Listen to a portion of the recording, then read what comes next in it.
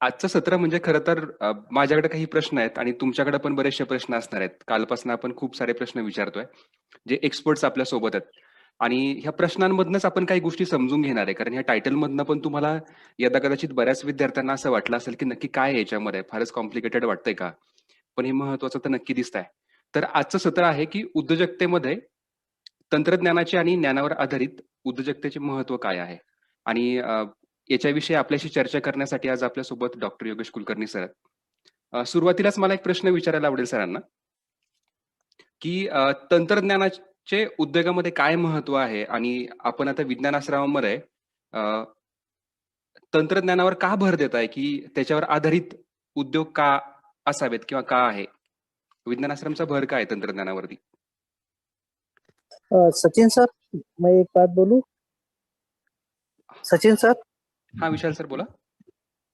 हाँ, कोई बात अगर हिंदी होती तो बढ़िया रहता थोड़ा थोड़ा, क्योंकि हमारे साथ कुछ हिंदी बच्चे भी जुड़े हुए हैं, तो उनको समझ में आता है. विशाल, आपण मराठीतूनच सेशन घेणार आहोत. आपण हिंदीच्या लोकांसाठी आपलं वेगळं सेशन आपण घेणार आहोत नंतर. बरोबर. तर सर माझा प्रश्न तुमच्यासाठी होता, की हो. तंत्रज्ञानाचे उद्योगामध्ये काय महत्त्व आहे? आणि विज्ञान आश्रमाचा भर तंत्रज्ञानावर आधारित उद्योगांवर का आहे? त्याचं काय सांगू शकाल? चालेल. त्याच्या आधी मी सांगतो, की काल व्यंकटेश सरांनी तुम्हाला ऍक्टिव्हिटी मधून त्यांचा मुद्दा मांडला. पण आता ह्या फॉर्मॅटमध्ये हा विषय इतका मोठा असल्यामुळे आम्ही असं म्हटलं, की तुम्हाला जे उत्तरं हवी आहेत ती तुम्हाला मिळावीत म्हणून थोडी चर्चेमधून आणि काही उदाहरणांमधून मी हा मुद्दा मांडायचा प्रयत्न करणार आहे. आणि त्या दृष्टीने मी सचिन सरांना रिक्वेस्ट केली होती, की तुम्ही मला प्रश्न विचारा आणि मी त्याप्रमाणे तुम्हाला त्याची उत्तरं देऊ शकू. खरं म्हणजे उद्योजकाला आता जी काही समोर आपण ऑपॉर्च्युनिटी म्हणतो किंवा संधी जी असते, तर कुठल्याही उद्योजकाला मार्केट त्याची किंमत ठरवत असते आणि बाजारामध्ये त्याला जास्त किमतीला माल विकता पण येत नाही किंवा त्याला जे सोर्सिंग करायचं असतं तर त्याचा मटेरियलची कॉस्ट जी ती पण त्याच्या हातात नसते. त्यामुळे त्याला सगळा भर हा खर्च कमी करण्यावर द्यायला लागतो, की माझी कॉस्ट कशी कमी होईल, माझा खर्च कमी कसा होईल. आणि त्यासाठी त्याला टेक्नॉलॉजीची गरज असते, ती आवश्यकता असते. त्यामुळे खर्च कमी करण्यासाठी उत्पादकता म्हणजे आपण कमी इनपुट मध्ये जास्त आउटपुट किंवा जास्त आपल्याला उत्पादन मिळणं किंवा जास्त लोकांना सेवा देणं, जास्त कस्टमर पर्यंत पोहोचणं. तर ह्या सगळ्यासाठी सुद्धा आपल्याला टेक्नॉलॉजी आवश्यक असते. दुसरं, टेक्नॉलॉजीमुळे पूर्वी ज्या संधी नव्हत्या त्या उपलब्ध होतात. आता तुम्हाला माहिती आहे इंटरनेटमुळे बऱ्याच संधी कॉम्प्युटरमुळे, इंटरनेटमुळे, की ज्याची आपण पूर्वी कल्पनाच केली नव्हती, त्या उपलब्ध झालेल्या आहेत. त्यामुळे टेक्नॉलॉजीमुळे नवीन संधी आणि नवीन सेवा ह्या उपलब्ध होतात. टेक्नॉलॉजीचा सगळ्यात महत्वाचा जो फायदा आहे तो असा, की आपल्याला समानता आणता येते, सोशल इक्वॅलिटी आणता येते. म्हणजे माझा जो मोबाईल आहे तो मला जी सेवा देतो तीच सेवा तो अंबानींना पण देतो किंवा तीच तो प्राईम मिनिस्टरना पण देतो. म्हणजे टेक्नॉलॉजी ही सोशल इक्विलायझर आहे, की सगळ्यांमध्ये समानता आणते आणि ती काही भेदभाव करत नाही. त्यामुळे टेक्नॉलॉजी आपल्याला एक टूल म्हणून जास्त वापरता येतं. आणि सगळ्यात महत्वाचं म्हणजे आपण सगळे टेक्निकल बॅकग्राऊंडचे आहोत. बऱ्याच ठिकाणी आपण जे काही अमानवीय श्रम असतात, ड्रजरी असते, ती कमी करण्यासाठी आपल्याला टेक्नॉलॉजी वापरता येते. आणि त्यामुळे खरं उद्योजकांना किंवा विज्ञान आश्रमापुढे आपण टेक्नॉलॉजीवर जास्त भर देतो. अच्छा, ओके. आणि आता खरं तर हे सगळे विद्यार्थी जे आहेत ते ग्रामीण भागात नाहीत. मग तुम्हाला काय वाटतं, की ग्रामीण भागात अशा तंत्रज्ञानावर आधारित उद्योगाच्या संधी आहेत का? किंवा कसं असेल ते? हा, म्हणजे काल कोणीतरी सांगितलं होतं, की प्रश्न हे संधी आहेत, जेव्हा आपण आयडिया बद्दल डिस्कस करत होतो. आणि आपल्या ग्रामीण भागात तर खूप प्रश्न आहेत. म्हणजे ऊर्जेचा प्रश्न आहे, ट्रान्सपोर्टचा आहे, कम्युनिकेशनचा आहे, सॅनिटेशनचा आहे, आपला जो ऍग्रो प्रोड्यूस असतो त्याचा वेस्टेजचा आहे, शेतमालाचा नाशवंत आहे, त्याचं खराब होणं आहे. तर ह्या सगळ्या संधी आहेत आपल्याकडे, आणि जेवढ्या प्रश्न तेवढ्या संधी. आवाज नाही. बरोबर. मी तुम्हाला थोडंसं उदाहरण देतो की आमच्याकडे विज्ञान आश्रममध्ये 1999 साली संगणक आम्ही वापरायचो. काही थोडे संगणक होते विज्ञान आश्रममध्ये, आणि ते संगणक खराब झाले की आम्हाला संगणक रिपेअर करण्यासाठी आम्हाला पुण्याला जायला लागायचं, आणि प्रत्येक वेळेस पुण्याला बसने जायचं संगणक घेऊन, मोठा कॅबिनेट घेऊन एसटी बसनी, हे खूप त्रासदायक होतं. आता हा प्रश्न होता, आणि मग त्यावर आम्ही काही संगणकाच्या माध्यमातून संगणक रिपेअर कसा करायला शिकवायचा याचे आम्ही काही धडे बनवले, सीडी बनवल्या. आम्ही स्वतः पण शिकलो, आणि आम्ही वेगवेगळ्या युवकांना कॉम्प्युटर रिपेअर कसा करायचा याचं ट्रेनिंग मल्टीमीडियाच्या माध्यमातून द्यायला सुरुवात केली. जवळजवळ 400 युवकांनी कॉम्प्युटर रिपेअर करायचा गावामध्ये हा व्यवसाय सुरू केला. आता काय झालं की आता आज आम्हाला पाबळ गावामध्ये कॉम्प्युटर बंद पडला तर सर्व्हिस अवेलेबल आहे. म्हणजे प्रश्न होता, आणि आम्हाला एक नवीन कॉम्प्युटर रिपेअर करायची सेवा आम्हाला उपलब्ध झाली. तसंच पाबळमध्ये इंटरनेट उपलब्ध नव्हतं 99-2000 साली, आणि आम्हाला म्हणजे जर ईमेल पाठवायची असेल, तुम्हाला 1999 सालची गोष्ट सांगतोय, टेलिफोन होते, नेहमीचे साधे लँडलाईन टेलिफोन होते, आणि आम्हाला ईमेलसाठी पुण्याला जायला लागायचं, आणि फ्लॉपी मधून, एसटी बस मधून फ्लॉपी पुण्याला पाठवायला लागायची ईमेल करायचं असेल तर. तुम्हाला आता हे सगळ्यांना खोटं वाटेल, आणि त्यावेळेस आम्हाला असं वाटलं की अरे हा प्रॉब्लेम आहे ना, आपण याला संधी म्हणून बघूयात. आणि मग आम्ही IIT पवईनी एक टेक्नॉलॉजी तयार केली होती, कॉर्डेक्ट नावाची, वायरलेस इन लोकल लूप. तर आम्ही पुण्यापासून पाबळपर्यंत लीज लाईन घेतली, त्यासाठी आम्ही लोन घेतलं होतं. साधारणपणे 17 लाखाचं आम्ही कर्ज घेतलं, टॉवर उभा केला, आणि मग फक्त विज्ञान आश्रमामध्ये इंटरनेट देऊन उपयोगाचं नाहीये, तर आम्ही जवळपासच्या गावांना पण वायरलेसने आम्ही इंटरनेट सेवा द्यायला सुरुवात केली, आणि 60 गावांमध्ये आम्ही इंटरनेट किऑस्क सुरू केले तेव्हा. किंवा भीमाशंकरचा जो डोंगराचा भाग आहे त्या ठिकाणी टेलिफोन नव्हते, तर तेव्हा आम्ही अँटेना उभा करून त्यांना टेलिफोन द्यायला सुरुवात केली. आता काय झालं की एवढ्या किऑस्क उभे केल्यामुळे किंवा टेलिफोन केल्यामुळे इतर लोकांना सेवा मिळाली. प्रश्न होता की सर्व्हिस ती अवेलेबल नव्हती, पण टेक्नॉलॉजीमुळे नवीन संधी निघाल्या. पुढे जा, स्क्रीन बदलूयात आपण. बरं, आम्ही जेव्हा इंटरनेट सुरू केलं तर तेव्हा आम्हाला शेतकऱ्यांकडनं असा फीडबॅक मिळाला की अरे तुम्ही म्हणताय की इंटरनेटचा वापर शेतीचे प्रश्न सोडवण्यासाठी होईल, पण इंटरनेटवर असं काही नव्हतंच अवेलेबल, आणि मराठीत तर बिलकुल नव्हतं. मग त्या परत प्रश्न आला, मग त्याला उत्तर काय शोधायचं? तर आम्ही ॲक्वा नावाची वेबसाईट तयार केली. ॲक्वा म्हणजे ऑलमोस्ट ऑल क्वेश्चन आन्सर्ड, की ज्याच्यावर तुम्ही जर शेतीविषयक प्रश्न विचारला तर तुम्हाला कृषी विज्ञान केंद्राचे एक्सपर्ट्स त्याला उत्तर देतील. आणि आम्ही ही ॲक्वा वेबसाईट तयार केली, आणि जवळजवळ भारतातल्या 200 पेक्षा जास्त जिल्ह्यांमध्ये हिचे सभासद झाले. लोक प्रश्न विचारायला लागली, त्यांना उत्तर मिळायला लागलं. थोडक्यात काय झालं की आम्हाला प्रॉब्लेम होता आणि संधी मिळाली. सचिन पुढे जा.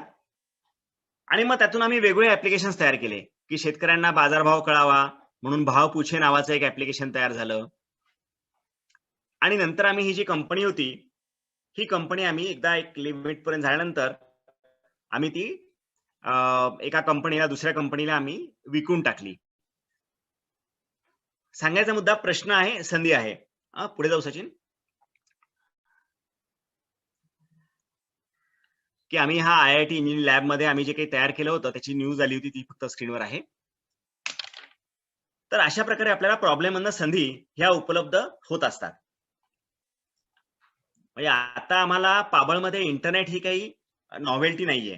मी आता पाबळमध्ये बसून तुमच्या सगळ्यांशी बोलतो आहोत.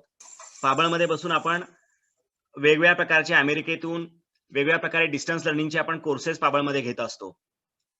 आता भीमाशंकर मध्ये पण पहिला पब्लिक टेलिफोन आम्ही दिला होता, त्यामध्ये आता सगळीकडे तिथे इंटरनेट सर्व्हिस अवेलेबल आहे. Computer centres common service centre सुरू झाले, लोकसेवा केंद्र सुरू झालेले आहेत. तर ह्या सगळ्या संधी आपण प्रश्नाला कन्फ्रंट केलं उद्योजकाने तर आपल्याला उपलब्ध होतात आणि त्यामुळे टेक्नॉलॉजीमध्ये ती ताकद आहे. सचिन.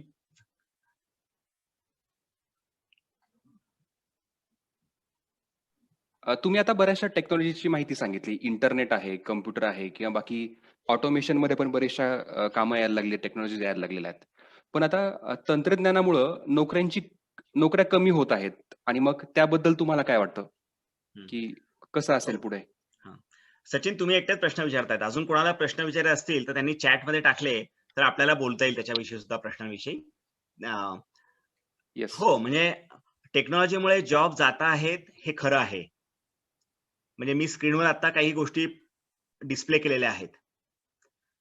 सगळ्यात तुम्हाला डावीकडे दिसते ती गुगल कार आहे, ड्रायव्हरलेस कार, की तुम्हाला ड्रायव्हर लागणारच नाही ती कार चालवायला. थोडक्यात काय, आता तुम्हाला जे ओला उबरचे ड्रायव्हर दिसत आहेत किंवा ड्रायव्हरच्या ज्या नोकऱ्या आहेत कदाचित पुढच्या काही वर्षांमध्ये त्या सगळ्या नोकऱ्या संपतील. तुम्हाला वरच्या याच्यामध्ये जो मध्ये तुम्हाला जो ब्लॉग दिसतोय, कदाचित तुम्हाला छोटा दिसत असेल, त्यामध्ये असं लिहिलेलं आहे की 2030 पर्यंत जे काही वार्तांकनाचं काम आहे, म्हणजे आपण आता म्हटलं की ऑस्ट्रेलिया आणि भारताची मॅच झाली आणि तिचं जेव्हा वार्तांकन केलं जातं तेव्हा तो रिपोर्टर लिहितो की रहाणेने मागे त्याची इतकी कसोटी आहे, त्यांनी इतक्या धावा केल्या, हा रन रेट होता, त्याच्यासारखा पूर्वी हा खेळला होता, ऑस्ट्रेलिया बरोबर पूर्वीचा रेकॉर्ड असा आहे. तर हे आधीच सगळी माहिती आणि आताच करंट जी गोष्ट चालू आहे मॅच, तिचं वार्तांकन हा रिपोर्टर करतो. पण असं म्हणतात की 2030 पर्यंत हे सगळं वार्तांकन जे आहे ते 90% संगणकच करेल, संगणकातला प्रोग्राम करेल. म्हणजे रिपोर्टरच्या नोकऱ्या पण कदाचित ह्या टेक्नॉलॉजीमुळे जातील. सगळ्या उजव्या हाताला तुम्हाला जो ड्रोन दिसतोय तो अमेझॉनचा कुरिअर ड्रोन आहे आणि अमेरिकेमधल्या काही प्रांतांमध्ये कुरिअरनी डिलिव्हरी सुरू झालेली आहे. थोडक्यात एखाद्या वेळेस कुरिअरवाल्यांचे जे जॉब आहेत ते पण जातील. कॉल सेंटर तुम्ही सगळेजण वापरता, तुम्ही ऐकले आहेत, फोनला तुम्ही कॉल करता तेव्हा ते बरेच वेळा ऑटोमेटेड आन्सर आपल्याला येतात. कॉल सेंटरचे जॉब्स पण आता कमी होत आहेत. ड्रोन वेटर इन सिंगापूरमध्ये काही रेस्टॉरंटमध्ये वेटरचं काम हे ड्रोन करायला लागलेत, की तुम्ही ऑर्डर दिली की तुम्हाला तो ड्रोननीच तुम्हाला तुमचा मेनू पोहोचवला जातो. गुगल ट्रान्सलेटर तुम्ही सगळे वापरता, कदाचित उद्या तुमच्या ट्रान्सलेटरच्या नोकऱ्या पण मिळणार नाहीत आपल्याला. शिक्षकांच्या नोकऱ्या पण सेम केस, की रोबोट टीचर आलेले आहेत की जे कमी खर्चामध्ये तुम्हाला जे रिपिटेटिव्ह टास्क आहे हे सगळं आता मशीन करायला लागलंय. त्यामुळे नक्की काही जॉब जात आहेत. आपल्याला असं वाटेल की हेच जॉब जात आहेत. तुम्ही आता कौन बनेगा करोडपती पुढच्या स्क्रीनवर जा. तिथे कौन बनेगा करोडपती सारखा जो खेळ असतो तर त्यामध्ये सुद्धा लवकर फास्ट आन्सर कोण देईल, तर त्यामध्ये सुद्धा संगणक माणसाला हरवायला लागलाय किंवा ती पण काम करायला लागलाय.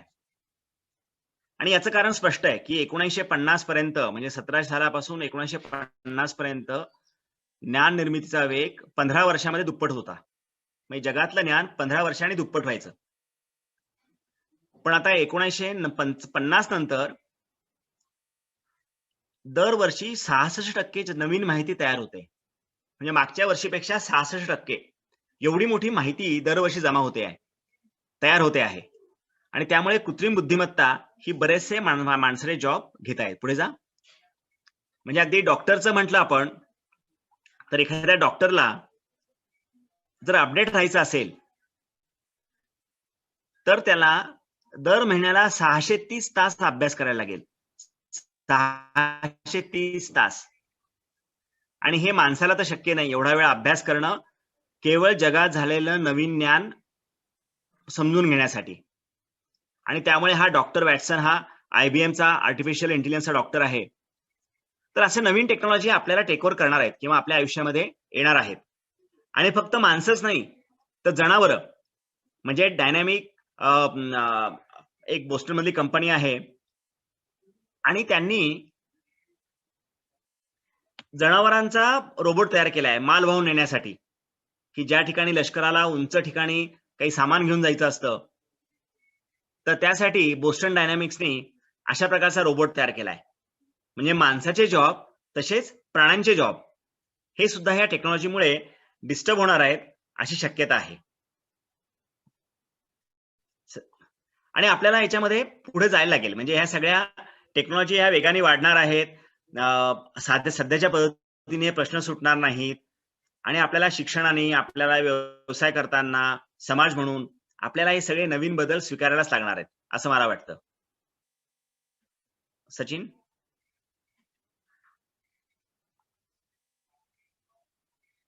सर, तुम्ही आता ज्या प्रकारची माहिती सांगता याच्यामध्ये आता परत म्हणजे गुगल कारनं तर ड्रायव्हरचा पण जॉब गेला किंवा कॉल सेंटरचा पण जॉब जातोय, रिपोर्टरचा पण जातोय, डिलिव्हरी बॉयचा पण जॉब जातोय. म्हणजे सगळं तर जरा अंधकारमय किंवा जरा पुसटच वाटतंय आता ह्या सगळ्या गोष्टींमध्ये. मग नवीन उपजीविकेची संधी कशा प्रकारे उपलब्ध होतील? मग नक्की करायचं काय आपण किंवा काही सांगू शकाल का? हा, म्हणजे काही लोकांना याच्यामध्ये नक्की जॉब मिळालेत बरं का या सगळ्या गोष्टींमध्ये, किंवा काही लोक श्रीमंत पण झाली आहेत. म्हणजे तुम्ही जर बघितलं, बिल गेट आहे, स्टीव्ह जॉब आहे, सुभाषचंद्र गोयल आहेत, जी टीव्हीचे मालक आहेत.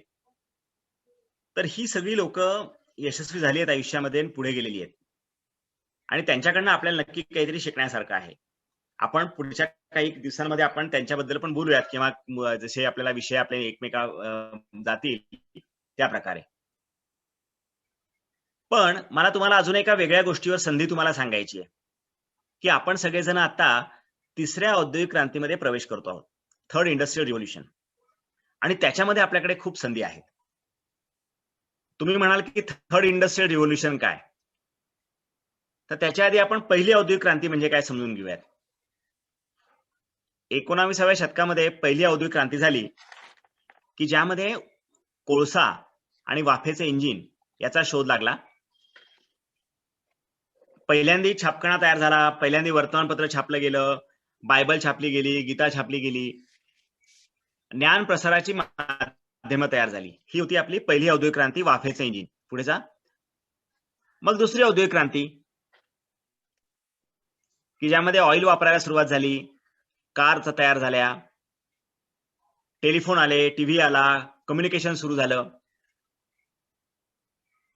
आता ह्या दुसऱ्या औद्योगिक क्रांती आपण सगळ्यांना माहिती आहे की आपण ऑइल इंजिन वापरतो, आपण डिझेल इंजिन वापरतो, कार वापरतो, पण याचे दुष्परिणाम पण आपल्याला आता दिसायला लागलेत.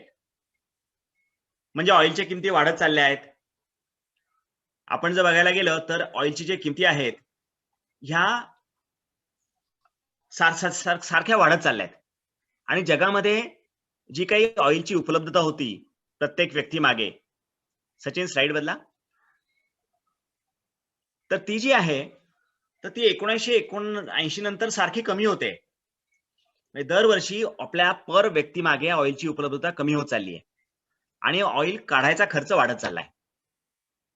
बरं, ह्या ऑइलमुळे काय होतंय? प्रदूषण वाढतंय. Next slide. प्रदूषण वाढतंय, जागतिक तापमान वाढतंय. म्हणजे तापमानामध्ये 1 डिग्री वाढ झाली तर साधारणपणे आर्द्रतेमध्ये, ह्युमिडिटीमध्ये 60% वाढते आणि त्यामुळे खूप पाऊस पडायला लागतो, ग्लोबल वॉर्मिंग व्हायला लागलंय. तर हे सगळे आपल्याला दुसऱ्या औद्योगिक क्रांतीचे दुष्परिणाम आपल्याला हे बघायला मिळत आहेत. आणि म्हणून जगभरातल्या तज्ञांचं असं मत आहे की आपण सगळे तिसऱ्या इंडस्ट्रियल रिव्होल्यूशन कडे चाललेलो आहोत. बरं, आता ही तिसरी औद्योगिक क्रांती काय नक्की कशी असणार आहे, याच्यामध्ये ऊर्जेचे स्रोत कुठले आहेत? तर असं म्हणतात की आता जी औद्योगिक क्रांती होणार आहे ही रिन्युएबल एनर्जी बेस्ड असणार आहे, अपारंपरिक ऊर्जा स्रोतांवर बेस्ड असेल. पुढची स्लाइड. की ज्यामध्ये पवन ऊर्जा आहे, सौर ऊर्जा आहे, बायोगॅस आहे, समुद्राच्या लाटा आहेत. असं म्हणतात की आता प्रत्येक घर किंवा प्रत्येक शेत हे पॉवर प्लांट बनेल. प्रत्येक घर आपली ऊर्जा तयार करू शकेल आणि केवळ आपलीच करणार नाही तर आपली एक्सेस ऊर्जा ही दुसऱ्या लोकांना देईल पण. Hydrogen cell batteries hydrogen cell battery आहेत की त्या कमी प्रदूषण करतील. सध्याच्या ज्या बॅटरी आहेत त्या प्रदूषण जास्त करतात. लीड ऍसिड बॅटरी ज्या आहेत किंवा दुसऱ्या असतील बॅटरीज. पण हायड्रोजन सेल बॅटरी ज्या आहेत तर त्या हायड्रोजन जेव्हा त्याची जळेल तो त्याचा ऑक्सिजन बरोबर संपर्क होईल तेव्हा H2O तयार होईल, पाणी तयार होईल. त्यामुळे प्रदूषण कमी होतील. तर अशा हायड्रोजन सेल बॅटरीवर टोकियो ऑलिम्पिक झालं नाही, तर असं ठरलं होतं की मागच्या वर्षी टोकियो ऑलिम्पिक मध्ये सगळ्या ज्या कार होत्या, सगळ्या गाड्या होत्या, ह्या सर आवाज त्यामुळे ज्या break होतोय सर. जगात पृथ्वीच्या ज्या भागामध्ये ऊर्जा जास्त सर असते आवाज ब्रेक होतोय. ती आपल्याला सगळ्यांनाच होतोय का मला एकट्या सर आता क्लिअर सर्वांना आता क्लिअर आहे. तुमचा फक्त हा तर आपल्याला ह्या सगळ्या रिन्युएबल एनर्जी बेस्ड आपली ही तिसरी औद्योगिक क्रांती असणार आहे. तर याच्यामध्ये आपल्याला खूप संधी आहेत. कारण की तुम्हाला सगळ्यांना माहिती आहे की आपल्या ग्रामीण भागामध्ये हे रिन्युएबल एनर्जी सोर्सेस आहेत, म्हणजे सौर ऊर्जा असेल, पवन ऊर्जा असेल, बायोगॅस असेल, हे खूप मुबलक प्रमाणात उपलब्ध आहे. ग्रामीण भागामध्ये जागेची उपलब्ध आहे, त्यामुळे प्रत्येक शेत हे पॉवर प्लॅन्ट मिळू शकतं. आणि त्यामुळे जर आपण डिसेंट्रलाइज पॉवर प्रोडक्शन झालं, आता सध्या ऊर्जेचे स्रोत फक्त शहरामध्ये आहेत, ऊर्जा फक्त शहरामध्ये असते, इलेक्ट्रिसिटीची रिलायबिलिटी फक्त शहरामध्ये उपलब्ध आहे. पण विचार करा की आपण जर डिसेंट्रलाइज ऊर्जा प्रोडक्शन सुरू झालं तर तुम्ही शहरामध्ये आहात का गावामध्ये आहात फरक पडणार नाही. आणि त्यामुळे आपल्याला डिसेंट्रलाइज प्रोडक्शन किंवा विकेंद्रित स्वरूपात उत्पादन हे करणं शक्य होईल. आणि मला असं वाटतं की आपल्याला ह्या रिन्युएबल एनर्जीमध्ये किंवा पुढच्या औद्योगिक क्रांतीमध्ये आपल्या पुढे खूप संधी आहेत. सर सचिन, आता हे डिसेंट्रलाइज याच्यावरती मला पुढचा प्रश्न आहे, पण याच्यामध्ये आता आपल्याला 2 पार्टिसिपंट्सना हात वरती केलेत. आपण फक्त त्यांना विचारू की त्यांना काय विचारायचं आहे. अभिषेक हो, अभिषेक तुला काय विचारायचं, तू अनम्यूट करून विचारू शकतोस, हात वर येत नाहीये. अजून कोण आहे दुसरं? दुसरा प्रशांत आहे, प्रशांत घावत. तुझा काय प्रश्न आहे प्रशांत? सर मगाशी सर जे बोलले की पूर्ण जॉब हे म्हणजे मानवाच्या विरहित होणार आहेत, म्हणजे पूर्ण एक रोबोट करणार, ड्रायव्हरलेस कार, गुगल कार वगैरे. तर ते एक आपल्या जगाच्या हानीसाठी पण त्यांचा उपयोग होऊ शकतो ना सर. की समजा ते आता रोबोट इलेक्ट्रॉनिक म्हटल्यानंतर ते हॅकिंग करून पूर्ण जगाची हानी पण त्याच्यामध्ये करता येते असं. हो, म्हणजे कुठलीही टेक्नॉलॉजी असेल ना, तर कुठलीही टेक्नॉलॉजी हे दुधारी शस्त्र असतं. म्हणजे समजा आपण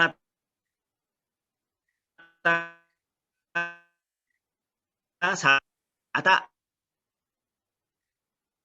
आगीचा उपयोग आपण दोन्ही प्रकारे करू शकतो. आगीचा उपयोग आपण अन्न शिजवण्यासाठी पण करू शकतो आणि आगीचा उपयोग आपण एखादी मालमत्ता जाळून टाकण्यासाठी पण करू शकतो. त्यामुळे कुठली टेक्नॉलॉजी घ्या, तुम्ही कुठलीही घ्या, अगदी इंटरनेट सुद्धा घ्या, कुठलीही टेक्नॉलॉजी ही दुधारी आहे. तुम्ही तिचा वापर कसा करता त्यावर अवलंबून आहे. त्यामुळे डेफिनेटली तुमचा प्रश्न अगदी बरोबर आहे की त्याच्यामधले काही धोके पण आहेत आणि ते धोके परत प्रॉब्लेम ऑपॉर्च्युनिटी आहे. त्यामुळे तुमच्यामध्ये जर कोणी कॉम्प्युटर इंजिनियर असेल तर त्यामध्ये नक्की आपल्याला ऑपॉर्च्युनिटी आहे की आपण हे धोके कसे ओळखायचे आणि त्याला कसं उत्तर शोधायचं. Okay, thank you. अभिषेक नसतील तर सचिन आपण पुढे जाऊयात आणि मग परत अभिषेककडे येऊयात नंतर. चालेल, हरकत नाही. तुम्ही आता डिसेंट्रलाइज प्रोडक्शन विषयी बोललात, म्हणजे विकेंद्रित उत्पादन. मग गाव पातळीवरती ते कसं शक्य आहे, किंवा मग कारखान्यासारख्या वस्तू किंवा जो क्वालिटी दर्जा जो आहे कारखान्यात एखादी गोष्ट प्रोड्यूस होण्याचा, तो कसा शक्य होईल ह्या गाव पातळीवरती, त्याच्याविषयी काय सांगाल? पाबळमध्ये आपल्याकडे फॅब लॅब आहे. म्हणजे फॅब लॅब म्हणजे fab lab for digital fabrication. म्हणजे जसं आपण कॉम्प्युटरवर प्रिंटआउट काढतो तर तशा प्रकारे आता अशी मशीन्स आलेली आहेत की ज्यावर तुम्ही कॉम्प्युटरवर चित्र काढा, संगणकावर त्याला कोड करा, त्याला प्रिंट कमांड द्या आणि तुमचं मशीन तुम्हाला ती वस्तू बनवून देईल. म्हणजे पूर्वी काय करायचो की मला एखादी वस्तू हवी असेल तर मला फॅक्टरी जायला लागायचं. पण इमॅजिन करा की तुमच्याकडे असं एखादं मशीन आलंय तुमच्या गॅरेजमध्ये आहे, तुमच्या घराच्या मागे आहे. आणि ज्या मशीनमुळे तुम्ही इंटरनेटवरनं एखादा डिझाईन डाउनलोड करून घेताय आणि कॉम्प्युटरमधनं जशी तुम्ही प्रिंटआउट काढता कागदावर, तशा प्रकारे मशीन्स तुम्हाला एखादी वस्तू बनवून द्यायला लागलंय, तुम्हाला हवी ती. तर ह्या गोष्टीला डिजिटल फॅब्रिकेशन म्हणतात. आणि ह्या डिजिटल फॅब्रिकेशन मध्ये बरीच मशीन्स आहेत, की सीएनसी मशीनिंग आहे, 3D प्रिंटिंग आहे, लेझर कटिंग आहे, व्हिनाईल मशीन आहे, काही कॉम्प्युटर सॉफ्टवेअर्स आहेत, काही प्रोग्रॅमिंग आहे.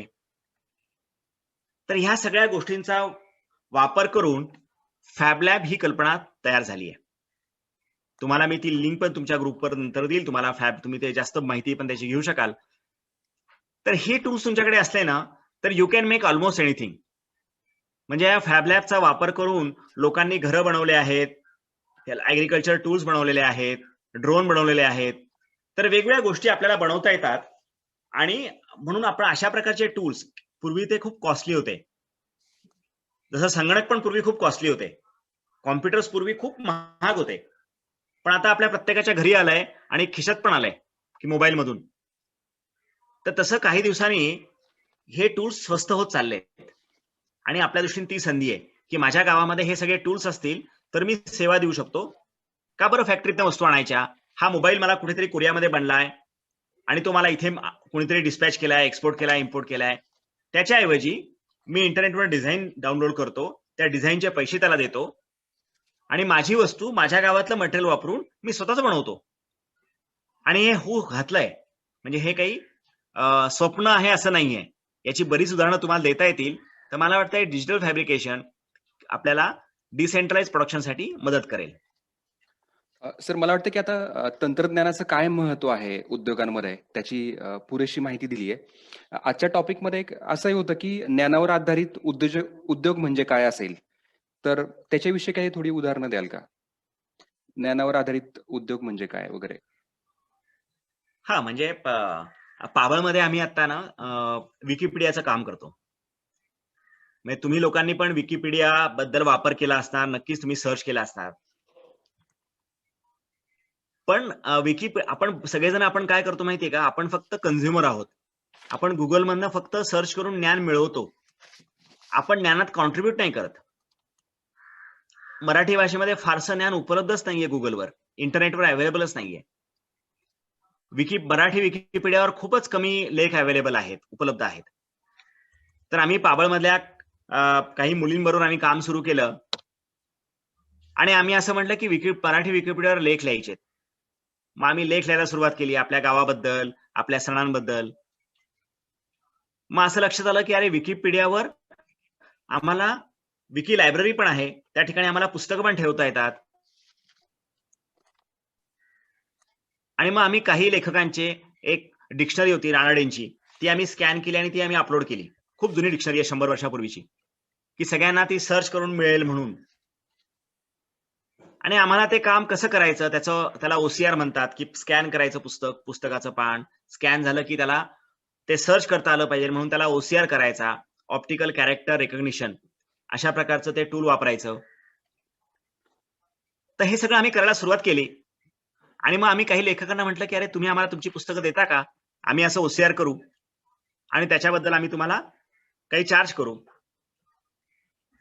तर आम्ही असं काम लोकांना अपील केलं आणि आम्हाला लोकांनी आता जवळजवळ आम्ही एका पानामागे ₹2 अशा प्रकारे आम्ही चार्ज करून आम्हाला लेखक पुस्तक देत आहेत आणि आम्ही ते स्कॅन करून विकीवर अपलोड करतो आहोत. तर हे सगळं झालं अशा प्रकारे. याला म्हणतात की ज्ञानावर आधारित उद्योग. आणि तुम्हाला अशा उद्योगांची बरीच उदाहरणं मिळतील. म्हणजे मी हे पाबळचं उदाहरण दिलं, पण असं म्हणतात की नवीन युगामध्ये डेटा ऑइल आहे.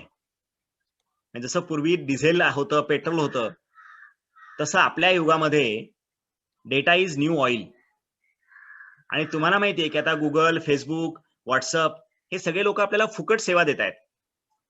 ते काही वेळे नाही आहेत ना, एवढे हजारो इंजिनियर्स ते एम्प्लॉय करतायत. तर तो डेटा हा त्यांच्या दृष्टीने ताकद आहे आणि त्या डेटा वापरून वेगवेगळ्या सेवा आपल्याला मिळतात. मग आता नवीन जे ऍप्लिकेशन्स आहेत ह्या ज्ञानावर आधारित सेवांमधलं, तुम्हाला माहितीये की Airbnb सारखी हॉटेलची सेवा देणारी सेवा असेल, बिग बास्केट सारखी डिलिव्हरी सर्व्हिस आहे, स्विगी तुम्ही वापरला असेल, उबर ओला वापरला आहे, मेक माय ट्रिप सारखं ट्रॅव्हल बुकिंग सर्व्हिसेस आहेत. अनेक नवीन सेवा गेल्या काही वर्षांमध्ये तुम्हाला उपलब्ध झालेल्या दिसतील. आणि हे सगळं डेटा वापरून, ज्ञान वापरून, आलेली इन्फॉर्मेशन वापरून या सगळ्या सेवा तयार झालेल्या आहेत. तर हे सगळे जे उद्योग आहेत, हे सगळे त्या ज्ञानावर आधारित किंवा डेटावर आधारित उद्योग आहेत. अ, आता मला फक्त पुढे सांगाल, की जसं की आता बरेचसे विद्यार्थी ग्रामीण भागात नाहीत. तर मग गाव पातळीवर अजून कुठल्या संधी असू शकतील, की ज्याचा आम्ही विचार करू शकतो? गाव पातळीवर बऱ्याच संधी आहेत. म्हणजे आता आपण तंत्रज्ञानावर आधारित आपण उद्योगांबद्दल जे काही बोलणार आहोत किंवा तुम्ही सगळ्यांनी तुमच्या बिझनेस आयडिया किंवा तुमचे ड्रीम याविषयी विचार केला असणार आहे, की तुम्हाला कुठला व्यवसाय करायचा आहे, तुमचं कुठलं स्वप्न आहे. तर सगळ्यात पहिली ऑपॉर्च्युनिटी जी आहे ती म्हणजे कॉस्ट रिडक्शन, खर्च कमी कसा करता येईल. त्याच्यामध्ये आपल्याला नवीन आयडिया सुचू शकतात. आपल्याला एखादी गोष्ट महाग वाटते ती कमी खर्चामध्ये कशी बनवता येईल. एखादी गोष्ट आपल्याला परवडत नाहीये, इकॉनॉमिकल नाही वाटते, त्याच्यावर आपल्याला त्यामध्ये एक संधी भरपूर आहेत आणि त्यामध्ये आपल्याला नवीन आयडियाचा विचार करता येऊ शकेल, की अरे हे महाग वाटतंय पण माझ्याकडे ही आयडिया आहे हे करण्यासाठी आणि मला उत्तर शोधता येत आहे. दुसरी संधी जी आहे ती म्हणजे श्रम कमी करणं, ड्रेजरी रिडक्शन. आणि त्यामध्ये तुम्ही जर अवतार आजूबाजूला बघाल आपल्या, तर आपण खूप आपल्या समाजामध्ये आपल्या श्रमाला आपण किंमत देत नाही. आपण खूप लोक आपले खूप अमानवीय श्रम करतायत. आणि ऍज अ इंजिनियर म्हणून, ऍज अ टेक्नॉलॉजिस्ट म्हणून मला वाटतं की आपल्या दृष्टीने ही शर्मेची बाब आहे. मग आपण अफोर्डेबल कमी खर्चामधली चांगली सेवा कशी तयार करू शकू, तर हे त्यामध्ये महत्वाचं आहे. तिसरा, पर्यावरणाला सस्टेनेबल असं आपल्याला काही उत्तर शोधता येतंय का, ती पण एक मोठी संधी आपल्या पुढे उपलब्ध आहे. इम्प्रूव्हिंग प्रोडक्टिव्हिटी, मगा मी उल्लेख केला. आपलं स्थानिक ज्ञान, लोकल विजडम हे कसं वापरता येईल. म्हणजे असं नाही की प्रत्येक गोष्ट आपल्याला वेस्टर्न कंट्रीज कडनं घ्यायला पाहिजे. आपलं स्थानिक ज्ञान आहे त्याच्याचा आपण वापर कसा करू शकू, याची पण बरीच उदाहरणं, ह्या सगळ्या ऑपॉर्च्युनिटीची बरीच उदाहरणं मला तुम्हाला देता येतील. आणि आपण जेव्हा ग्रुप्समध्ये काम करू त्यावेळेस मी तुम्हाला ती उदाहरणं दिलंच तुम्हाला.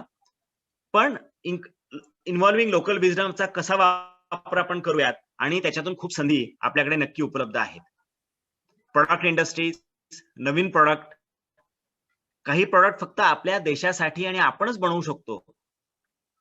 म्हणजे आपले काही उदाहरणार्थ काही आपले खायचे पदार्थ आहेत, खाण्याचे पदार्थ आहेत, हे आपल्याच देशातले लोक बनवू शकतील, आपल्याला बनवता येतात. आपले पदार्थ आहेत ते आपल्याला स्टँडर्डाइज करून ते आपल्याला पुढे न्यायला लागतील. डिसेंट्रलाइज प्रोडक्शन, मी तुम्हाला सांगितलं की ती मोठी संधी आहे, की आता जे सेंट्रलाइज प्रोडक्शन आहे त्यापेक्षा एखादी वस्तू फक्त माझ्यासाठी बनेल, तर जग आता डिसेंट्रलाइज प्रोडक्शनकडे किंवा पर्सनलाइज फॅब्रिकेशनकडे जायला लागले, की ही वस्तू फक्त माझ्यासाठी युनिक बनेल. ही सगळी मास प्रोडक्शन होणार नाही. मास प्रोडक्शन होऊन माझ्यापर्यंत वेगवेगळ्या ठिकाणून ट्रान्सपोर्ट होऊन येणार नाही. तर यामध्ये खूप संधी आहेत.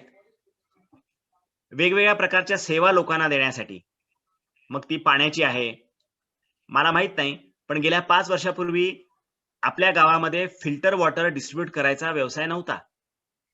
पण आता बऱ्याच गावांमध्ये वॉटर फिल्टर, घरापर्यंत फिल्टर वॉटर आणून देणारे, बॉटल वॉटर आणून देणारे व्यवसाय निघालेले आहेत. तर ह्या सेवा देणारे उद्योग यामध्ये खूप संधी आहेत. आरोग्याच्या आहेत, कमी खर्चातली घरं आहे, शेतीमध्ये संधी आहेत. आपल्या प्राईम मिनिस्टरनी पण सांगितलं होतं, युनायटेड नेशननी सस्टेनेबल डेव्हलपमेंट गोल मध्ये म्हटलं आहे की शेतकऱ्यांचं उत्पन्न हे डबल करायचं आहे शेती सस्टेनेबल करण्यासाठी. उत्पन्न डबल करायचंय म्हणजेच खर्च कमी करायला लागणार आहे, प्रोडक्टिव्हिटी वाढवणं लागणार आहे, आणि प्रोडक्टिव्हिटी वाढवायची आहे, खर्च कमी करायचा आहे म्हणजे टेक्नॉलॉजी वापरायला लागणार आहे. ट्रान्सपोर्ट आहे, एनर्जी आहे, वेगवेगळ्या इन्फॉर्मेशन लोकांना पोहोचवणं आहे. तर हे सगळं आपल्याला, मला असं वाटतं की या सगळ्या संधी आता या सगळ्या पार्श्वभूमीवर आपल्यावर उपलब्ध आहे. आपण काम करताना किंवा आपण जेव्हा आयडियाजवर आता काम करू आपण आपल्या, ते करताना आपल्याला जे काही अप्रोचेस लक्षात ठेवायचे ते असं की बऱ्याच वेळा आम्ही म्हणतो की लो कॉस्ट करायचंय, पण लो कॉस्ट करायचं याचा अर्थ हलकं करायचंय, कमी दर्जाचं करायचंय असा अर्थ होत नाही.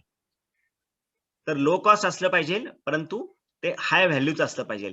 त्या गिराईकाची गरज भागवणारं असलं पाहिजे. कधी कधी लोकांना फॅन्सी असतं की आम्हाला हायटेक बनवायचंय. नुसतं हायटेक बनवून उपयोगाचं नाहीये, ते अप्रोप्रिएट आहे का, योग्य आहे का? नाहीतर आपण उगीच हायटेकच्या मागे लागायचो आणि आपल्याला ते लोक कोणी घ्यायचे नाहीत आणि ती लोकांना टेक्नॉलॉजी नको असायची. त्यामुळे आपल्याला ती टेक्नॉलॉजी अप्रोप्रिएट आहे का, समुचित आहे का, त्याचा विचार केला पाहिजे. ड्युरेबल करायचंय का फंक्शनल करायचंय, अप्रोच घ्यायला लागेल आपल्याला. कधी कधी आपण काम करताना कधी कधी जुगाड करतो, मेकशिप सुरू, पटकन दिशी काहीतरी उत्तर शोधायचं, शॉर्टकट मारायचा, काम चलाऊपणा करायचा. त्यांनी आपल्याला उद्योजकतेमध्ये तसं आपल्याला करून चालणार नाही. जर आपण लोकांना आपल्याला सेवा द्यायची असेल तर मग आपल्याला डिझाईनचा विचार करायला लागेल, त्याच्या ॲस्थेटिकचा विचार करायला लागेल आणि त्यासाठी मग आपल्याला टेक्नॉलॉजीचा विचार केला पाहिजे. तर मला वाटतं आपल्याला हे अप्रोचेस पण घ्यायला लागतील जर आपल्याला ह्या टेक्नॉलॉजी बेस्ड आपल्याला ऑपॉर्च्युनिटी शोधायच्या असतील तर. सर तुम्ही आता आज आज खरं तर तंत्रज्ञानाचं महत्व काय आहे किंवा नॉलेज बेस कसे व्यवसाय सुरू होऊ शकतील आणि त्याचं महत्व सांगितलं. गाव पातळीवरती ह्या संधी पण तुम्ही आत्ता सांगितल्या. मला पुढे फक्त असं विचारायचं की आता हे जे काही ह्या कार्यक्रमामध्ये उद्योजकता विकास कार्यक्रमामध्ये जे विद्यार्थी आहेत त्यांच्या व्यवसायातील तंत्रज्ञानाचा वापर याबाबत तुम्ही काय सांगाल? त्यांनी कसं तंत्रज्ञानाचा वापर करावा किंवा काय असू शकेल? नाही, आता आपण ही सुरुवातीचं लेक्चर आहे. आपल्याला याच्यावर अजून आपण एकत्र एक्सरसाइज पण सोडवणार आहोत, आपण त्याच्यावर बोलणार आहोत. नंतर व्यंकटेश सर आपल्याला त्याचं कॉस्टिंग आणि सगळ्या त्याचा कसा विचार करायचा हे पण आपल्याला सांगणार आहेत. पण मला वाटतंय की तुमच्या ज्या आता आयडियाज आहेत, कल्पना आहेत, त्या आयडियाजवर तुम्ही विचार करा की की तुम्ही त्या ठिकाणी टेक्नॉलॉजी कुठली वापरणार आहात.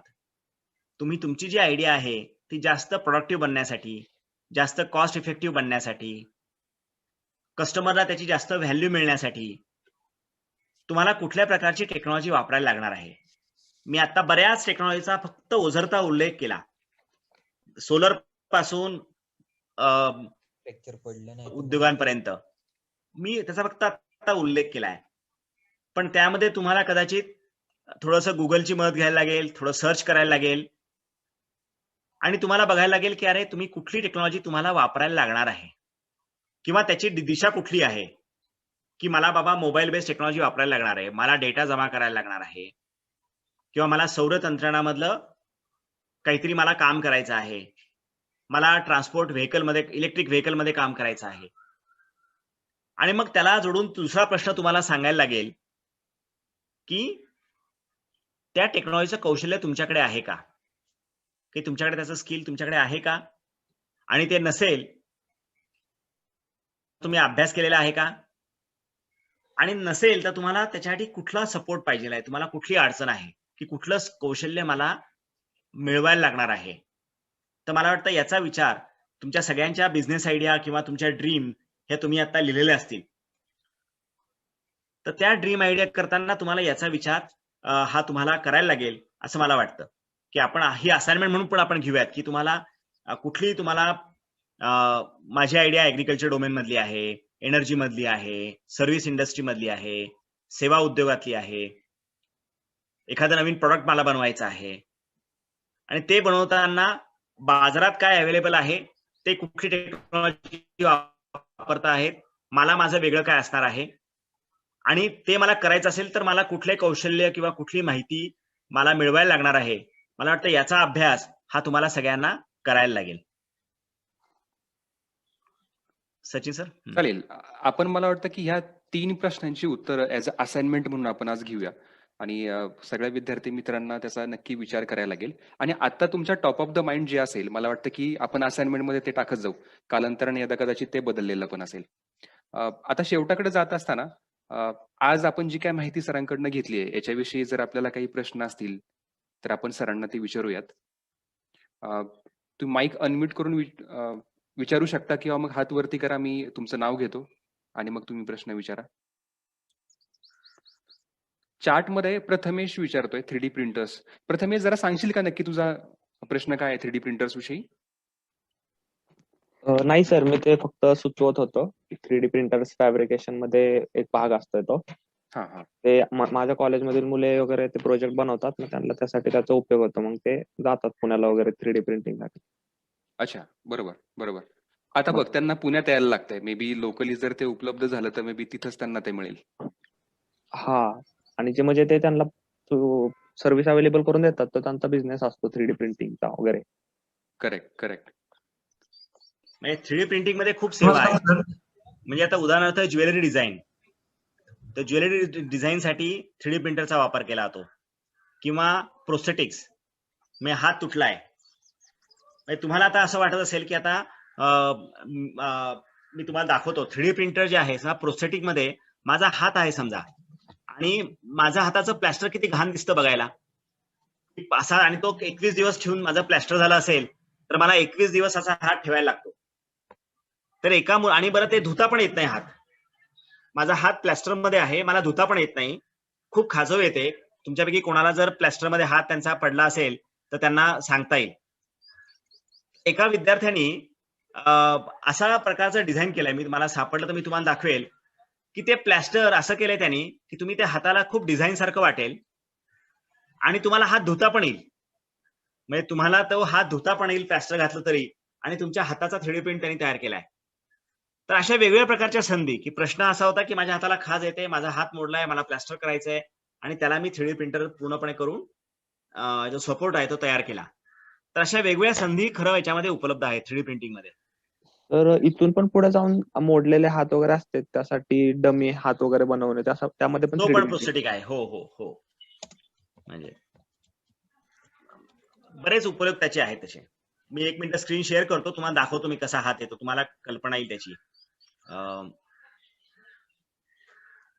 माझी स्क्रीन दिसते का? हा सर, दिसतीये. दिसते ना? हे हो, बघा, हो. दिसतंय तुम्हाला? हे सगळे 3D प्रिंटेड आहे. आता आपल्यापैकी ज्यांचा कोणाचा हात मोडला असेल त्यांनी कधी इमॅजिन केलं होतं का आपण अशा प्रकारची सेवा लागू शकते?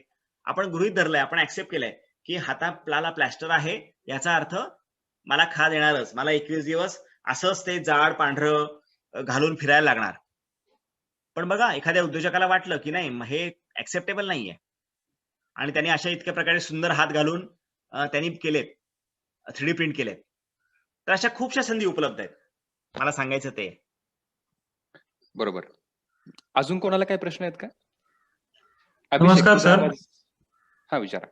हा, नमस्कार. सर, जेव्हा आपल्याला एखादी आयडिया सुचते, आपण उत्साहाने त्याच्या मागे म्हणजे सर्च करायला लागतो.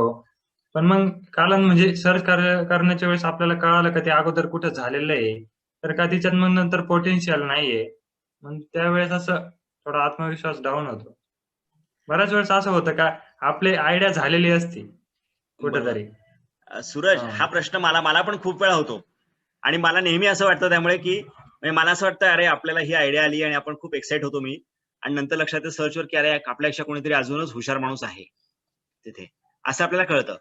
पण मग 2 गोष्टी असतात की समजा तो माणूस आयडिया घेणारा समजा चायनामध्ये असेल, तर तो चायनामधली जी आयडिया आहे ना, तर ती भारतामध्ये तशी राबवता येत नाही. म्हणजे आता उदाहरणार्थ तुला मशीन सांगतो मी, की भात लावण्याचं मशीन एक चायनामध्ये, बरेच व्हिडिओ अवेलेबल आहेत ऑनलाईन, बरेच मिळतात व्हिडिओ. मला असं मी बघितलं की भात लावायचं मशीन त्यांनी बनवलंय, खूप छान आहे. आम्ही एक मशीन विकतही आणलं, इम्पोर्ट केलं, आणि लक्षात आलं की अरे आमच्या शेतीमध्ये ते मशीन चालतच नाही. कधी त्यांची सॉइल वेगळी आहे, आमची सॉइल वेगळी आहे.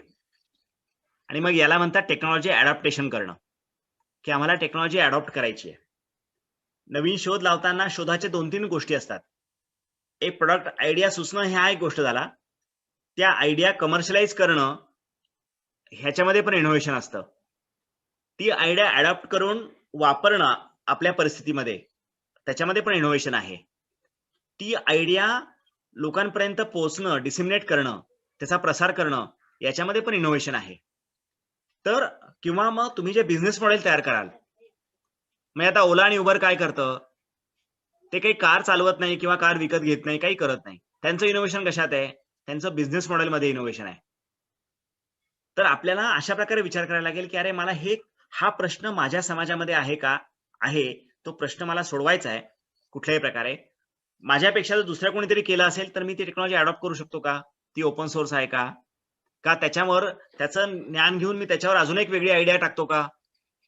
तर अशा प्रकारे आपल्याला विचार करायला लागेल. पण तुम्ही म्हणतो असं की आपण आयडिया जनरेट करत राहावं खूप, मग त्यातून आपल्याला कधीतरी युनिक आयडिया मिळते. तर ही चांगली गोष्ट आहे की तुम्ही विचार करताय आणि असं होतं बऱ्याच वेळा, पण you are on the right track. हो सर, थँक्यू. तेजसनं पण हात वरती केलाय. तेजस, तुला काय विचारायचं आहे? माईक अनम्यूट करू शकतोस? सर मला एक प्रश्न होता सर. हा विचार. सर आता मी सध्या फूड प्रोसेसिंगचा कोर्स घेतो इथे. बरं. तर सर तुम्ही म्हणल्यावर ते तिसरं इंडस्ट्रियल हे येणार आहे, तर त्याचा माझ्या ह्याच्यावर बिझनेसवर परिणाम होऊ शकतो का सर? म्हणजे खाण्यामध्ये होणार नाही परिणाम, कारण की सगळ्यांनाच भूक लागते. त्यामुळे तो उद्योग चालू राहील, त्यात काही अडचण नाहीये. पण थर्ड इंडस्ट्रियल रिव्होल्युशनमुळे तुम्ही कशा प्रकारे फूड प्रोडक्ट बनवाल, म्हणजे असं की तुम्ही सौर एनर्जी वापरणार आहात का? तुमचा ओव्हन कसा आहे? तुम्ही त्याची कॉस्ट कशी कमी करता आहात? तुम्ही त्यामध्ये तुम्हाला बघा की आपल्याला बऱ्याच लोकांना खाद्यपदार्थामध्ये जे खवय्ये असतात त्यांना वेगवेगळ्या टेस्ट करायची सवय असते. आणि आता जेव्हा ग्लोबलाइज होतोय आपण, तर का बरं बाबा मॅकडोनाल्ड तिकडून इकडे का आला बाबा? ते KFC केंचुरी फ्राईड चिकन इथं कसं येऊन विकतंय? डॉमिनो इथे आला, पण मग आपलं थालपीठ कुठे का नाही गेलं? मग तुम्ही प्रोडक्ट करताना तुम्हाला पण बघायला लागेल की मला ग्लोबली कॉम्पीट करायचं आहे. त्यामुळे तुमच्यासाठी जग, मी म्हटलं की सगळं जग कनेक्टेड होणार आहे, झालेलं आहे. त्यामुळे तुमच्या समोर असं आहे की तुम्हाला संधी, येस ग्लोबल मार्केट आहे. चॅलेंज की तुम्हाला तीच क्वालिटी मेंटेन केली पाहिजे, तुम्हाला तेच बिझनेस मॉडेल इव्हॉल्व्ह केलं पाहिजे. त्यामुळे संधी पण अमर्यादित आहेत, चॅलेंजेस पण अमर्यादित आहेत. त्यामुळे इफ यू आर क्रिएटिव्ह, तुम्ही क्रिएटिव्ह असाल, तुमच्यात धमक असेल, तुम्हाला स्काय इज द लिमिट. त्यामुळे फूड प्रोसेसिंग मध्ये खूप संधी आहेत. आपल्या देशामध्ये मी एक रिपोर्ट वाचत होतो मध्ये, आता मागच्या आठवड्यामध्ये, आपल्या देशामध्ये फूड वेस्टेज किती होत आहे. एवढं मोठं फूड वेस्टेज आपण जर थांबवलं तर आपण माल एक्सपोर्ट करू शकू. आपण करत नाहीये, बऱ्याच गोष्टी आपण इम्पोर्ट करतो आहोत. आपण प्रोसेस्ड फूड आपण जर एक्सपोर्ट करू शकलो, खूप मोठी संधी आहे. त्यामुळे don't worry, third industrial revolution जरी झाली, जरी आपण त्यामध्ये असलो, तरी खायला लागणार प्रत्येकाला. संधी आहे, मात्र कॉम्पिटिशन पण येणार आहे. आपली प्रोडक्टिव्हिटी जगामध्ये सगळ्यात लोवेस्ट आहे, ऍग्रिकल्चर प्रोडक्टिव्हिटी. एकही असं मला माहित नाही की ज्या पदार्थांमध्ये, ऍग्रिकल्चर प्रोड्यूस मध्ये आपली प्रोडक्टिव्हिटी ही जगापेक्षा भारी आहे. मग अशा वेळेस आपल्याला खूप काम करणं गरजेचं आहे. त्यामुळे याच्यामध्ये खूप संधी आहेत असं मला वाटतं.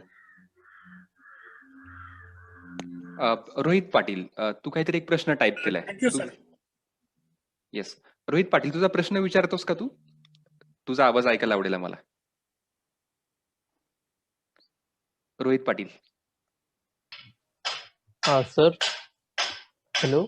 हा, येतोय आवाज, बोल ना. हा रोहित. हा सर, तुम्ही जो वेबसाईट वगैरे सांगितली, all about questioning and answering, तुम्ही बनवलेली. हॅलो.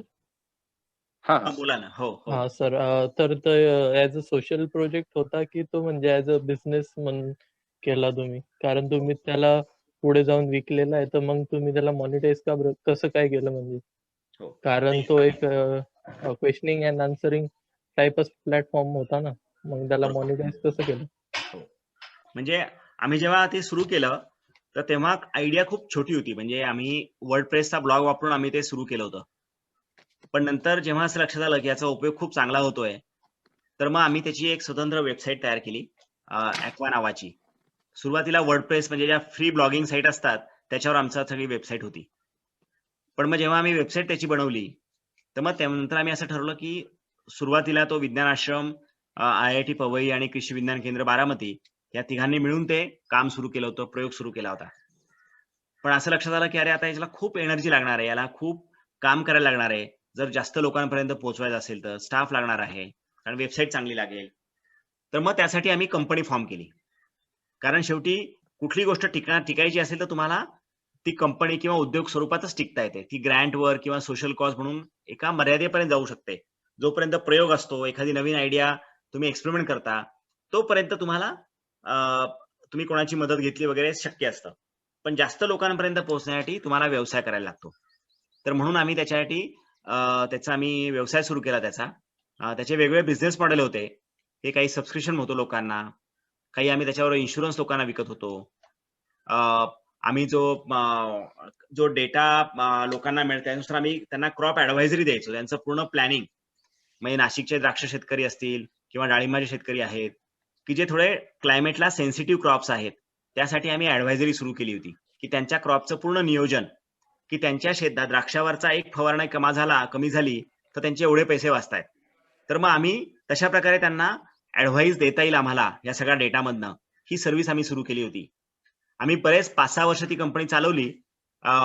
पण त्यानंतर मग एका मोठ्या कंपनीनी आम्हाला त्याची ऑफर दिली आणि ती चांगली ऑफर होती आणि त्यामुळे ती कंपनी त्यांना आम्ही विकली, की तो पण व्यवसाय. आणि तो आता ते जे ऍप्लिकेशन आहे त्याचा वापर करून त्यांनी आता लोकांना, शेतकऱ्यांना वेगवेगळ्या नावाने सर्व्हिसेस ते आता प्रोव्हाइड करतायत. तर नक्की तो व्यवसाय होता.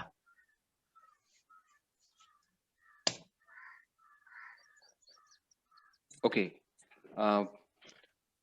रोहित, तुला तुझ्या प्रश्नाचं उत्तर मिळालं असेल. अजून कोणाला काही प्रश्न आहेत का? माईक अनम्यूट करून विचारू शकता किंवा मग चॅट मध्ये टाका. हॅलो हा, सूरज. सर, जेव्हा आपल्या डोक्यात एखादी आयडिया येते तर आपण मग ती पेटंट वगैरे करायची का डायरेक्ट कमर्शियलाइज करायची? म्हणजे पहिली स्टेप काय घ्यायची? जर का सर्व आपण केलं, मार्केट रिसर्च वगैरे केला, फायनल प्रोडक्ट जर आपण मग पहिल्यांदा पेटंट करायचं का डायरेक्ट कमर्शियलाइज करायचं? नाही, त्याच्यावर आपण एक सत्र पण ऍक्च्युली घेणार आहोत. सगळं IPRचं, बौद्धिक संपदेवरचं आपलं एक सत्र पण असणार आहे की ज्यामध्ये तुम्हाला म्हणजे पेटंट म्हणजे काय, ट्रेडमार्क म्हणजे काय, सर्व्हिस मार्क म्हणजे काय, डिझाईन पेटंट म्हणजे काय, हे सगळं आपण तुम्हाला सांगणार आहोत आणि त्याची सेवा कशी तुम्हाला मिळू शकते त्यासाठी आपलं एक, जसं आपण पुढे जाऊ ते एक सेशन होणार आहे. पण थोडक्यात सांगायचं म्हणजे की हो, तुमच्याकडे जर तुमची आयडिया असेल तर पहिल्यांदाच इंटरनेटवर सर्च करा. काही पेटंट सर्चच्या पण साईट आहेत, फ्री साईट आहेत, तिथे जाऊन सर्च करायला लागेल की तुमची आयडिया खरंच दुसऱ्या कोणी केली नाही ना. मग तुम्हाला जर पटलं की नाही तुमची आयडिया स्वतःच तुम्ही युनिट केलेली आहे, तर सगळ्यात दुसरी पहिली गोष्ट म्हणजे तिचं स्केच बनवा आणि ते चित्र काढा हातामध्ये, त्याचा स्केच बनवा, त्याच्याविषयी लिहा तुमची आयडिया काय, ती कागदावर असली पाहिजे तुम्ही लिहिलेली त्या तारखेला. मग ती केल्यानंतर मग कदाचित तुम्ही आमच्यासारख्या विज्ञानाश्रमासारखी संस्था आहे की जी तुम्हाला मदत करते, तर अशा तुम्ही आमच्याशी, अशा मेंटरशी तुम्ही बोलू शकाल की आता काय करूयात. तर खूप सोपं आहे, ऑनलाईन भरता येतो patent application form, provisional patent. 1500 रुपये खर्च येतो त्याला डिजिटल की लागते. तुम्हाला माझ्याकडे याची गरज एवढीच लागेल की एखाद्या वेळेस तुमच्याकडे डिजिटल की नसेल, तर मग आम्ही आमची की देऊन तुमचं ते फॉर्म ऍप्लिकेट करू शकू. पण तुमच्याकडे तुमची डिजिटल सिग्नेचर असेल तर तुम्हाला ते पण करता येतं. तर ते जर केलं तर 1500 रुपयामध्ये तुमचा जो कागद आहे, जो तुम्ही तो लिहिलेला आहे आणि तुम्ही जे चित्र काढलेलं आहे, त्याच्या बेसिसवर तुमचं प्रोव्हिजनल पेटंट फाईल होऊ शकतं. आणि मग तुम्ही जगातल्या इतर लोकांना विचारू शकता की बाबा रे, ही माझी आयडिया आहे, आता पुढे काय करायचं आहे, बिझनेस करू का कोणाकडनं करून घेऊ. तर मला वाटतंय की पहिल्यांदा तुम्ही हाताने लिहा तुमची आयडिया, स्केच काढा आणि आपण 1500 रुपये खर्च करून IPRच्या साईडला प्रोव्हिजनल पेटंट म्हणून आपण ते अप्लाय करू आणि मग प्रोटोटाइप करायला लागू. येते लक्षात? पण खात्री करून घ्या की तुमची आयडिया युनिक आहे आणि युनिक असेल तर युनिक हाताने लिहून घ्या. म्हणजे तुम्ही माझ्याकडे जरी आलात तरी मी म्हणू शकलो नाही पाहिजे की ही आयडिया मी सांगितली तुला, कारण तुम्ही लिहून माझ्याकडे आलेला आहात. त्यामुळे पेटंट तुमचं आहे, ती आयडिया तुमच्याकडेच ठेवा. मात्र माझ्याकडे येताना आयडिया लिहून या, आपण ती बघू, मी अजून एकदा सर्च करेल आणि तुम्हाला आपण ती इंटरनेटवर टाकू शकू. आणि आता पुणे विद्यापीठाकडे, जे तुमच्यापैकी बरेच जण पुणे विद्यापीठातले असतील, पुणे विद्यापीठाच्या डिझाईन इनोव्हेशन सेंटरमध्ये तुमची आयडिया जर खरंच वर्थ असेल तर तुम्हाला ते 1500 रुपये पण खर्च करायला लागणार नाही. As a student of Pune university तुम्हाला डिझाईन इनोव्हेशन सेंटर मार्फत आपण ते प्रोव्हिजनल पेटंट तुम्हाला फ्रीमध्ये तुम्हाला आपल्याला फाईल करता येतं. फक्त ती आयडिया युनिक असली पाहिजे आणि तुम्ही लिहून स्केच काढून आले पाहिजे. सूरज, बघ, चांगली संधी आहे तुला, युनिव्हर्सिटीकडनं पण आपल्याला मदत मिळेल पेटंट फाईल करायला. सर, पुढचा एक प्रश्न चॅटमध्ये आलाय, अक्षय खरात म्हणून आहेत. ते विचारतात की opportunities for electronic students in third evolution. खूपच, म्हणजे इलेक्ट्रॉनिक्स तुम्ही बघा ना, IoT, प्रत्येक गोष्ट, इंटरनेट ऑफ थिंग्स, सगळ्या गोष्टी तुम्ही बघताय आता की ह्या एकमेकाला कनेक्टेड आहे. तुम्ही कारमध्ये किती इलेक्ट्रॉनिक्स आहे बघा बरं. नवीन आलेल्या गाड्या घ्या, कुठली गाडी घ्या तुम्ही, स्टार्ट पण इलेक्ट्रॉनिक्सने होते, कार पण इलेक्ट्रॉनिक्स मध्ये आहे. त्यामध्ये सगळेच गोष्टी ज्या आहेत ह्या सगळ्या आता काय म्हणू आपण त्याला, सेन्सर, इलेक्ट्रॉनिक्स, मायक्रो कंट्रोलर्स, सगळ्या गोष्टी स्मार्ट व्हायला लागल्या आहेत. प्रत्येक गोष्ट स्मार्ट, फ्रीज पण स्मार्ट, हे पण स्मार्ट. स्मार्ट कसं होतं? सेन्सरमुळे होतं. स्मार्ट कसं होतं? मायक्रो प्रोसेसरमुळे होतं. आणि मग ते स्मार्ट करणारे कोण आहेत? सगळे इलेक्ट्रॉनिक्स वाले आहेत. त्यामुळे इलेक्ट्रॉनिक्स आणि प्रोग्राम, हा ऑफकोर्स तुम्हाला त्यामध्ये क्रिएटिव्ह व्हायला लागेल, तुम्हाला त्यामध्ये ऍक्टिव्ह व्हायला लागेल. म्हणजे बऱ्याच लोकांना, मला प्रश्न असतो बऱ्याच लोकांचा, हो त्या फील्डमध्ये संधी नाहीये, हो नोकऱ्याच मिळत नाहीत, सॅच्युरेशन आलं. इलेक्ट्रॉनिक्स वाले तर खूप वेळा म्हणतात, पण ते चुकीचं आहे. चांगले इलेक्ट्रॉनिक्स इंजिनियर्स मिळत नाहीयेत, त्यांना खूप डिमांड आहे. आणि हे सगळं जग आता IoT कडे चाललेलं आहे.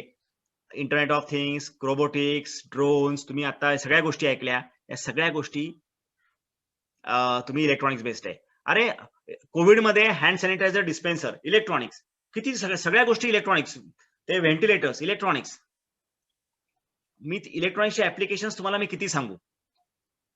त्यामुळे there are multiple opportunities in this third industrial revolution. त्याला काही सबस्टिट्यूट नाहीये. बरोबर. अजून कोणाला काही प्रश्न विचारायचा आहे? तेजस, तू हँड रेस केला होतास, तुला परत काय विचारायचं आहे? 6 वाजलेत आता. Yes.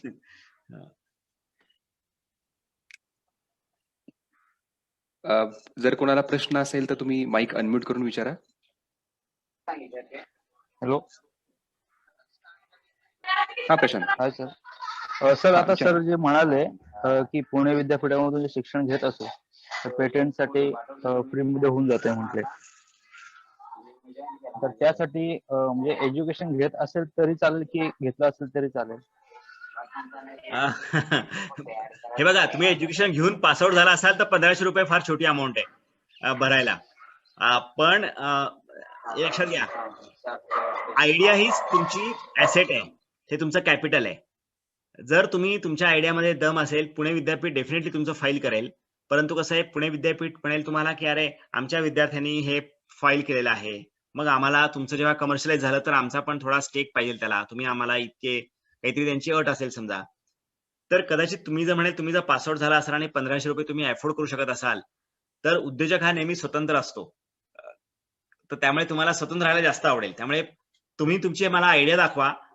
पण तुम्हाला जर असं वाटत असेल की मला व्हेंचर फंडिंग पाहिजे, मला कुणाचं तरी इन्व्हेस्टमेंट लागणार आहे, मला पुणे प्रोटोटायपिंगची फॅसिलिटी पाहिजे आहे, आणि मग मला जर मी पुणे विद्यापीठाकडनं माझी आयडिया प्रोसेस केली त्यांच्या इन्क्युबेशन सेंटर मधनं.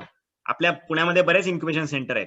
परवा तलेले सर आले होते, ते भाऊ इन्स्टिट्यूटचे आहेत, COEPच्या. व्हेंचर सेंटर आहे आपल्याकडे, मिटकॉनचं इन्क्युबेशन सेंटर आहे. पुण्यामध्ये बरेच इन्क्युबेशन सेंटर्स आहेत. आपण कोणाकडेही गेलो तरी आपल्याला ते सपोर्ट करू शकतील. पण मग आपल्याला त्यांचा सपोर्ट जर पुढे लॉंग टर्म घ्यायचा असेल तर आपण तिकडे जावं. आणि तुम्ही ऑलरेडी उद्योजक असाल तर मी म्हणेल की तुम्ही फाईल करा, थोडं स्वतः एक्सप्लोर करा, आणि मग इन्व्हेस्टमेंट तुम्हाला मागणं जास्त परवडेल. म्हणजे कारण की मग तुम्हाला जेवढ्या उशिरा तुम्ही इन्व्हेस्टमेंट घ्याल लोकांची, तेवढं तुम्हाला त्यांना जास्त कमी स्टेक द्यायला लागतो. ते आपण हळूहळू बोलूया पुढच्या ह्याच्यामध्ये की केव्हा करायचं. म्हणजे आपण जसं आता सेशन प्रोग्रेस होईल, म्हणजे आज नको बोलायला, पण मी म्हणेल की इफ यू अफोर्ड, तुम्हाला 1500 रुपये अफोर्ड करता येत असतील तर तुम्ही माझ्याकडे या, माझी की वापरा, किंवा तुमची की असेल तर अजून उत्तम, तुमच्या CA कडे पण की असते, तुमचा CA करत असेल तर अजून उत्तम. 1500 ते 2000 रुपयामध्ये तुमचं पेटंट फाईल होऊ शकेल, प्रोव्हिजनल पेटंट. हे सहज आपल्याला करता येणं शक्य आहे. सर, आपण आजच्या सत्राचा शेवटचा प्रश्न घेऊ. चॅटिंग मध्ये नचिकेत विचारतात आहे, our education system not focusing on product and practical knowledge of technologies. The only focus is on theory and exam. So how we can get this practical knowledge? नाही, कसं आहे, म्हणजे सगळ्यांना त्याची जाणीव आहे, सगळेजण आपण बोलतो आहे, आणि त्याच्या दृष्टीने प्रयत्न पण चालू झालेले आहेत. म्हणजे आता जसं पुणे विद्यापीठामध्ये डिझाईन इनोव्हेशन सेंटर आहे किंवा विज्ञान आश्रम आहे. आता विज्ञान आश्रमामध्ये आम्हाला पुणे विद्यापीठाने त्यांचं स्पोक सेंटर म्हणून आम्हाला मान्यता दिली आहे, आणि त्यांनी सांगितलंय की कुठल्याही विद्याशाखेमधल्या विद्यार्थ्याला, कुठल्याही डिसिप्लिनच्या विद्यार्थ्याला कुठल्याही प्रकारचा प्रोजेक्ट करायचा असेल तर ते विज्ञान आश्रममध्ये येऊन, ज्यांना रुरल टेक्नॉलॉजीमध्ये काम करायचंय, तर तुम्ही आमची फॅसिलिटी वापरू शकतात आणि तुम्ही तिथे काम करू शकतात. आणि तुम्ही जर इथे येऊन काम केलं विज्ञान आश्रमामध्ये तर ते तुमच्या क्रेडिटमध्ये पण काउंट केलं जातं. तर अशा प्रकारच्या फॅसिलिटी आता हे लोक द्यायला लागली आहेत. विद्यापीठामध्ये पण आता fab lab, idea lab, prototyping labs अशा प्रकारच्या सोयी सुरू झाल्यात. त्यामुळे आपलं आतापर्यंत बुक सेंटर एज्युकेशन होतं हे सगळ्यांना मान्य आहे. त्याचे दुष्परिणाम आपण सगळ्याच लोक भोगत आहोत आपण, पण बदल सुरू झालेला आहे. आणि तुम्ही सगळेजण मी म्हणेल की तुम्ही सगळे ऍक्टिव्ह आहात म्हणूनच तुम्ही या प्रोग्रामला रजिस्टर केलं आता. तर मला आय एम व्हेरी ऑप्टिमिस्टिक की हे आपल्याला बदलत आहे. फक्त एवढंच आहे की कसं होतं माहिती का, जो पटकन बस पकडतो ना त्याला बस मिळते, कारण बस तर चाललीच आहे. त्यामुळे टेक्नॉलॉजीची जी गाडी आहे ती पुढे चाललेली आहे. आपल्याला पळायला लागणार आहे. बस सुटलेली आहे, बस पुढे जाते आहे. तुम्ही आणि मी किती जोरात पळू शकतो आणि बस पकडू शकतो याच्यावर सगळं अवलंबून आहे. त्यामुळे आपण कॉलेज काय करतं काय नाही सोडून द्या. मला बस पकडायची आहे, मला भविष्यात जायचं आहे आणि भविष्यात जाण्यासाठी मला टेक्नॉलॉजी लागणार आहे. तर मला असं वाटतंय आपण लोकांकडे फारसा विचार न करायला आपण बस पकडायचा सगळेजण प्रयत्न करूया. बरोबर नचिकेत, आणि तुला ती बस पकडायची म्हणून तू ह्या प्रोग्राम मध्ये आहेस आणि आम्ही तुला मदत करणार आहे. सो आपण त्यातनं नक्की पुढे जाऊ शकू. मला वाटतं की प्रश्न अजूनही तुमचे असतील, पण वेळेची मर्यादा बघता आता आपल्याला थांबायला लागेल. थांबताना मला आजची असाइनमेंट काय आहे, स्वाध्याय काय आहे, याचे 3 प्रश्न मुद्दाहून मी रिपीट करतो. तुमच्या ग्रुपला तर नक्की येतीलच. आणि सगळ्यात शेवटी तुम्हाला एक महत्वाचा मुद्दा पण सांगायचा आहे. एक उद्योजक म्हणून पुढे जात असताना एक महत्वाची क्वालिटी जी तुमच्यात असली पाहिजे, त्याचा आणि असाइनमेंटचा आणि ट्रेनिंगचा संबंध आहे. आपण असाइनमेंट मध्ये कोणते 3 प्रश्न आहे ते एकदा पाहूया. मी रिपीट करतो.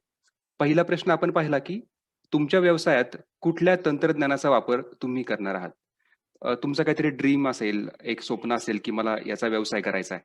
त्याच्यामध्ये कोणतं तंत्रज्ञान वापरणार आहात त्याची जर तुम्ही यादी करू शकलात, लिहू शकलात तर बरं होईल.